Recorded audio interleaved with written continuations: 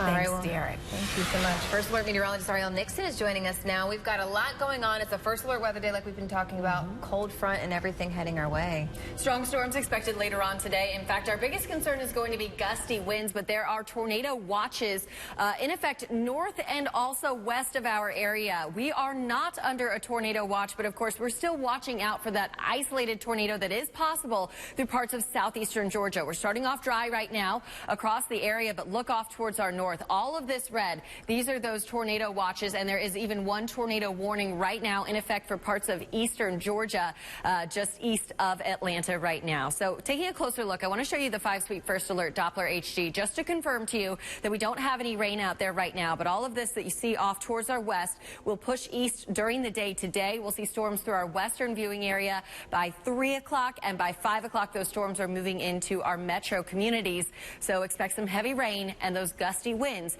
during your evening commute. Temperatures right now are in the 70s. We have 74 degrees in Jacksonville, mid and upper 70s along the coast. And here's the hour-by-hour forecast for today. Breaking it down for you. Muggy and breezy to start at 76 degrees by 9 o'clock. 84 still dry by lunchtime. Those storms are pushing into our inland communities at 88 degrees by 3 o'clock. And by 5 o'clock, we're seeing those heavy storms through our coastal communities. Now, I'm also tracking the tropics. We have Hurricane Gonzalo at this time. It is a Category 2 hurricane, likely to strengthen to our second major hurricane of the Atlantic hurricane season. I'll show you the latest storm track on that, plus break down your severe weather threat hour by hour coming up in the First Alert forecast. Ladies.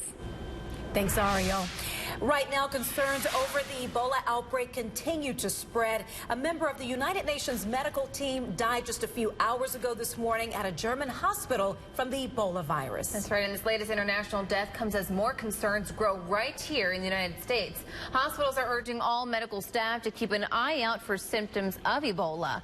It comes after a Liberian man diagnosed in the U.S. died in Dallas last week, and a nurse who helped in his treatment contracted the deadly virus. Plus, officials are monitoring a patient in Kansas City, and another patient in Richmond, Virginia is in isolation after recently traveling to Africa and coming in with a low-grade fever. Action News has team coverage on the outbreak this morning. We begin with our Kyla Campbell tracking the national response live from Washington. Kyla? The CDC director made it clear there is no margin for error. We have to rethink the way we address Ebola infection control, because even a single infection is unacceptable. A nurse in Dallas who contracted Ebola while treating a patient has received a blood transfusion from an Ebola survivor. Doctors hope that will help her fight off the disease. 26-year-old Nina Pham was one of about 70 staff members at Texas Health Presbyterian Hospital who cared for Thomas Duncan before the Liberian man died last week. President Barack Obama received an update from the CDC director and senior administration officials yesterday, and now some are calling on Congress to approve a surgeon general to help lead the emergency response. That position has been open for months because Republicans blocked the president's nomination back in February. Live in Washington, Kyla Campbell, Action News Jax. All right, Kyla, and picking up our team coverage from here in Jacksonville is Action News' Russell Colburn. And Russell, experts say because of the heightened fears of Ebola, more people may be concerned when they may only have the flu because the symptoms are so similar. That's right, they are, and flu season is actually just around the corner, so health officials are encouraging people to get flu shots. You can get one here at the CVS Pharmacy where I'm standing on Southside. As you can see, their Minute Clinic opens at 8:30. There's no cost with most insurance. Concern grew yesterday when Action News found out Baptist Hospital had to isolate a patient for showing symptoms similar to Ebola. Doctors tested that person and ruled out the deadly virus. Health officials at Baptist call it an opportunity to test the system, one that worked. I hope it's not scary. I hope, if anything else, it builds confidence that we are at Baptist Health, we are prepared to address this issue. Infectious disease specialist Dr. Mobeen Raythor says the work is far from done, as officials are meeting to see what they can do better when and if there's a next time. He says with flu season right around the corner, people will start showing similar symptoms: sore throats, the chills, fatigue, headaches, and body aches. Ebola sufferers deal with the same symptoms, but they're often more severe. The CDC says the flu is actually a much bigger public health threat than Ebola. It's much more contagious and kills 36,000 people per year. hospitalizing around 200,000. Ebola is obviously of concern, and it's a scary disease for many people, but you're more likely to get influenza than you're likely to get Ebola. So if you have not had your flu shot, go get that.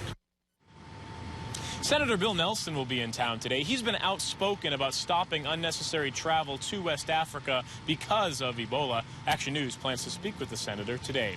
Reporting live on the South Side, Russell Colburn, Fox 30 Action News, Jax. And we have continuing coverage of the local Ebola containment efforts. You can see video of precautions that hospitals are taking locally and statewide. Plus, get the facts on the Ebola outbreak and how the disease spreads. Look for that special section on the homepage of actionnewsjax.com. St. Johns County deputies will say goodbye to one of their own who they say was most loyal. A memorial service will be held for their canine Baron, who was killed last week chasing a suspect. Deputies believe that the suspect drowned the canine. Today's memorial service will be held at the St. Augustine Amphitheater at 11 this morning. The service is open to the public, but deputies ask that you do not bring your own pets. Today, Clay County commissioners will resume talking about sex shops setting up there. Last week, Action News showed you where those proposed businesses would go. Many neighbors say that those businesses are not welcome there in Clay County. The county spent more than $55,000 to create an adult business ordinance. The meeting will be the first of 2 public hearings to consider regulations.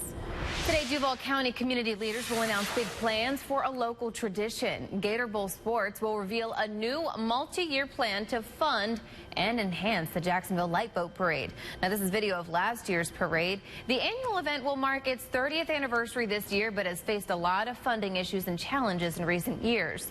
It's planned for November 29th. Today is a first alert weather day. I'm tracking strong storms that are headed our way for the afternoon and evening and also through the overnight hours. Right now there is a tornado watch in effect for areas west of us. And then also north of us. In fact, right now there is a tornado warning in effect for Athens, Georgia, which of course is where the University of Georgia is located. So here's the hour-by-hour forecast for us here at home through the day today. We are going to stay dry with increasing clouds as we head into lunchtime. It will be breezy with winds strong out of the south today. We'll see a high of 88 degrees. Then those storms move into our inland communities by 2 to 3 o'clock this afternoon. Storms will push into our metro and coastal communities by 5 to 6. You can expect to see gusty winds, very heavy rain, and frequent lightning for your evening commute. I'm also tracking the tropics. We have Hurricane Gonzalo. I'll show you where it is now and the latest storm track in your first alert forecast. It's 7:40. Let's get a check on your first alert traffic. Derek?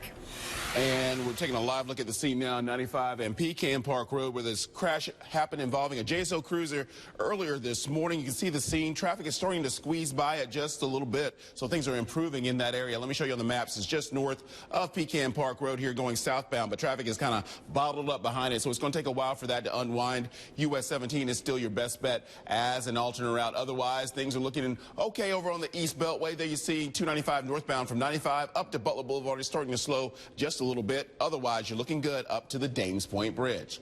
That's your update from the Safe Touch Security First Alert Traffic Center. Dawn? Thanks, Derek. Tracking the line of storms, the recovery efforts underway in the South and Midwest after severe storms that Ario told us about killed 2 people and left behind damage and destruction. Out in the open, that's just one mistake the Postal Service is accused of making with your change of address form. The other critical missteps, that's placing your personal information at risk of hackers. In search of the perfect body, the major sacrifice some fitness enthusiasts may be making by taking a drug that's never been tested on humans. Action News time at 7:41 on this First Alert Tuesday. Hi, I'm Cece Underwood, and I know that when you need to sell a home, you need to do it sooner, not later. That's why I guarantee I'll sell your home in 60 days or I'll sell it for free. I like houses to sell, not sit. To get started, go to sellingwithcece.com. Real people, real stories, real help. It was the middle of the day. I was on my way to work. Out of nowhere, I was rear-ended by a drunk driver. I felt the pain start setting in my shoulder. The pain started setting in my mid-back. So I just remembered this number, 1-800-ASK-GARY. They're pretty prompt in getting me an attorney, medical care. They care about you and they want to help you. Didn't have to deal with any red tape, any paperwork, anything. They took care of me. Ask Gary is a free medical and legal referral service, non-attorney spokesperson. Who do we want to be today? Kickboxer. fun and flirty. The intellectual, Artsy fartsy. fashionista. Serious businesswoman. Where are my pie charts? Change up your glasses whenever you change up your look. With 2 pairs of glasses for $78 from Eyeglass World. Glasses that make a difference, prices that make it possible. Being connected today is more important than ever. Whether from your home computer or mobile device, we're here to serve you 24/7. ForThePeople.com is your consumer website. Visit to have a live chat or to learn more about your legal rights and take all the time you need. Or if you wish, dial pound law on your cell phone to speak directly to an attorney. Being connected and staying connected. It's our promise to you. Morgan & Morgan. ForThePeople.com. Year-end pricing. Get to Arlington Toyota today and get low year-end pricing before it's gone. Like this new 2015 Corolla L for just $15,588. Or this new 2014 Prius 2 for a low $21,588. Why do you see so many Arlington tags on the road? You see so many because they paid so little. Arlington Toyota, 10939 Atlantic Boulevard, and online anytime at arlingtontoyota.com. Family owned and operated for 36 years. Housing prices continue to climb, and your home is worth more than it was 3 years ago, 1 year ago, or even 6 months ago. I'm CeCe Underwood, and the first step in selling your home is knowing what your home is worth. To get your free report, go to JacksonvilleHomeReport.com. Welcome back. Your time now 7:44. And new since 6, the North Carolina-based Christian aid group Samaritan's Purse is at it again, only this time instead of sending much-needed relief to Ebola-stricken countries in West Africa, the group is sending help to victims of terrorist group ISIS. 9 tons of aid was airlifted from Charlotte's International Airport last night. The critical supplies include winter coats and blankets. Also new this morning, some Aaron Furniture customers will soon receive refunds. And that's because the Georgia-based company settled a consumer protection lawsuit for $28 million. Now, about 100,000 Aaron's customers will receive those refunds for leases signed over the last 4 years.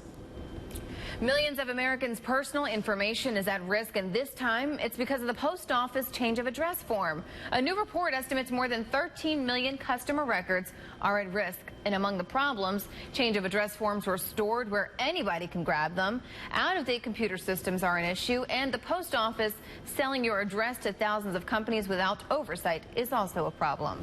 Some products at nutritional stores promise bigger muscles, but you may be getting a dose of a potentially dangerous stimulant. A new study finds that some products have chemicals that have never been tested on humans. They're similar to a stimulant banned by the FDA after being linked to heart failure, stroke, even death. The FDA says that it's aware of the concerns and will consider taking action. New since 6, the University of Florida now has a diabetes institute, and dozens of researchers campus-wide will now focus on advances in treatment for the disease. Diabetes impacts more than 29 million Americans every year and 1 in 10 Floridians. UF recently received $10 million in new grants from the National Institutes of Health to study diabetes. Today, the University of Florida's 3 candidates for the college president position will have their interviews and meet with faculty and students. Monday, the university narrowed its search from 15 candidates down to 3. On Wednesday, the Board of Trustees will pick a finalist. That choice will still have to be ratified by the State Board of Governors. New since 6, open enrollment in the Florida prepaid college plan kicks off tomorrow, and for the first time, families can buy a 1-year plan for as low as $43 a month. Other plans also have price cuts to their lowest levels since 2007. The purpose of the program is to help parents make the best college saving choices. Also new this morning, the League of Women Voters is calling out Florida gun shops. The group says that